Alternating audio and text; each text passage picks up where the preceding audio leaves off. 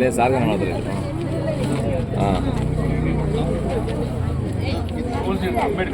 అంబేద్కర్ ఆలోచన విధానం, అంబేద్కర్ ఆలోచన విధానం, అంబేద్కర్ ఆలోచన విధానం.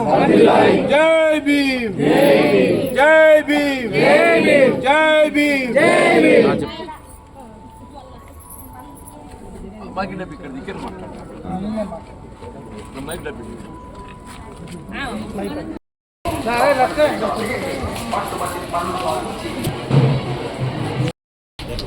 తమ్మి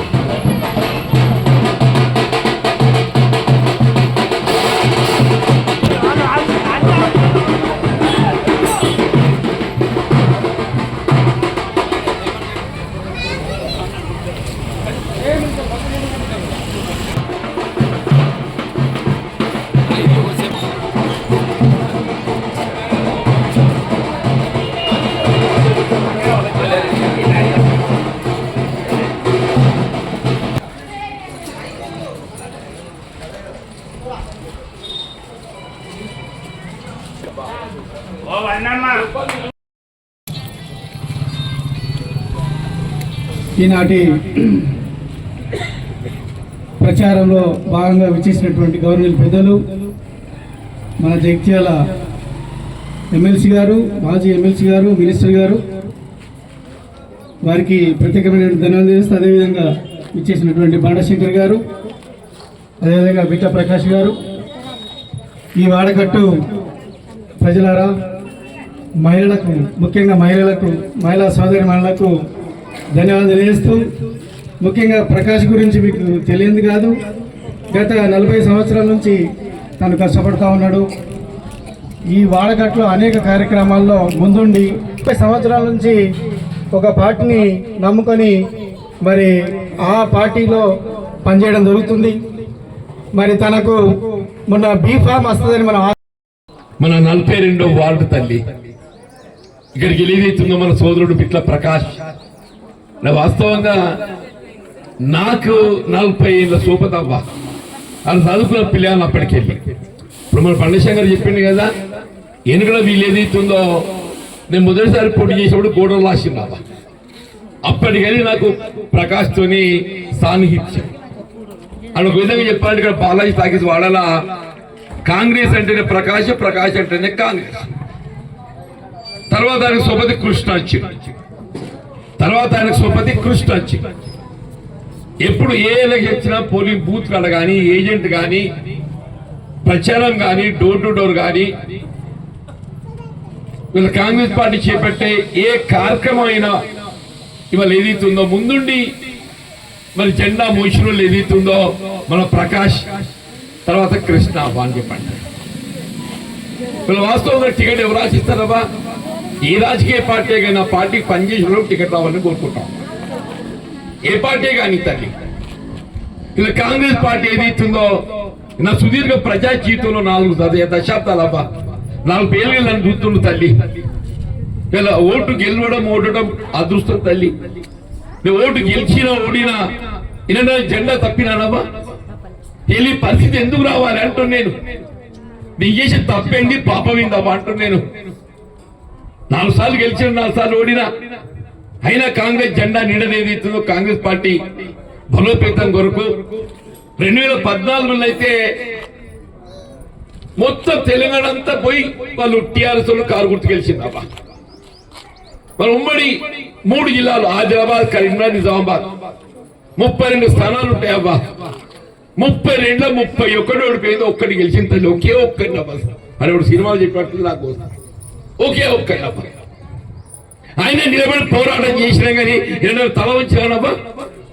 5 ఏళ్ళు అబ్బా, 5 ఏళ్ళు కేసీఆర్ ఎంతో పాలనకి ఏదైతుందో ఇదే ప్రకాష్ లాంటి మిత్రులు సహచరులు మా బండశంకర్ గాని, విజయ్ గాని, మా రమేష్ అన్న గాని అందరి సహచరులతో ఏదైతుందో ఏ కార్యక్రమం ముందు పోరాటం చేసాం అబ్బా. 2019 అదృష్టం కలిసి రాలేదు. తర్వాత పట్టభద్రులు చదువుకున్న అందరూ ఏదైతుందో అరే పాపం జీవనుడికి ఇంత అన్యాయమా, ఈ చోటలు ఉండాలి చట్టసభల అని చెప్పాలని శాస్త్ర మండలి గెలిపించింది అక్కడ కౌన్సిల్ కు.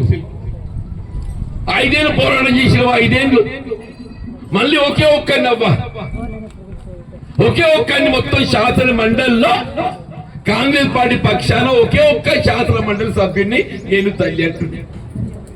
ఆయన కౌరవ సభలు ఎక్కుంటుండే, కౌరవ సభలు ఎక్కుంటుండే. ఆయన ఏమాత్రం ఆత్మస్థైర్యం కోల్పోకుండా కాంగ్రెస్ పార్టీ ఆలోచన విధానం, టీఆర్ఎస్ ప్రభుత్వ వైఫల్యాలు నేను ఎండగట్టి ఇలా రాష్ట్రంలో కాంగ్రెస్ ప్రభుత్వం ఏర్పడ్డది అంటే ఎట్లా రేవంత్ రెడ్డి గారు పిసిసి అధ్యక్షుడిగా పాటుపడ్డాడో, శాసనసభ పక్ష నాయకుడు భట్టి గారు పాటుపడ్డాడో, శాసన మండలి నాయకుడిగా మీ వాడిగా జగిత్యాల గవర్నమెంట్ మన అదృష్టం కలిసి రాలేదు. అంత మాత్రాన నన్ను నూకెత్తారబ్బా. నాకు అదృష్టం కలిసి రాకుంటే నేను ఏదైనా పార్టీ జెండా పక్కన పెట్టానబ్బా. 2 ఏళ్ళకి ఏ జెండా పట్టుకొని తిరుగుతున్నా కదా. ఎమ్మెల్యే గారు ఏ పార్టీకి గెలిచిందబ్బా? ఆయన కారు గుర్తు బిఆర్ఎస్ పార్టీ. మీరు చదువుకున్న పిల్లలు చెప్పండి రా నాన్న, ఈ భవిష్యత్తు మీది. బాబాసాహెబ్ బిఆర్ అంబేద్కర్ గారి విగ్రహాన్ని మరి నివాళులు అర్పించి వీళ్ళ మన కార్యక్రమాలు చేసుకుంటున్నాం అబ్బా. వీళ్ళ మొత్తం దేశం ఏదైతుందో ఆ దేవుడు బాబాసాహెబ్ బిఆర్ అంబేద్కర్ గారు అందించిన రాజ్యాంగ నిబంధనలకు అనుగుణంగా నడుస్తుందా అంటున్నాను. ఆ నిబంధనల మౌలిక సూత్రాలకు అనుగుణంగా నడుస్తుంది. చట్టసభకి ఎంపికైనట్టుగా ఏ ప్రతినిధి కానీ ఏ పార్టీకి ఎంపిక అయితే ఆ పార్టీలే ఉండాలి. ఏ పార్టీకి ఎంపిక అయితే ఆ పార్టీలే ఉండాలి. అభివృద్ధి అనేది పౌర హక్కు. అభివృద్ధి పౌర హక్కు తల్లి అంటూ నేను బాబాసాహెబ్ బిఆర్ అంబేద్కర్ రాజ్యాంగ నిబంధనలు పేర్కొన్నాడు.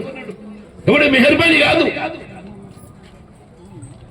2014లో కేసీఆర్ ముఖ్యమంత్రి అయినావా, మరి ముఖ్యమంత్రి అయినా చెప్పా నేను మాట తప్పినానవా? కొట్లాడి తెచ్చిన 70 కోట్లు బొర్ర బిల్లు అంతేనా?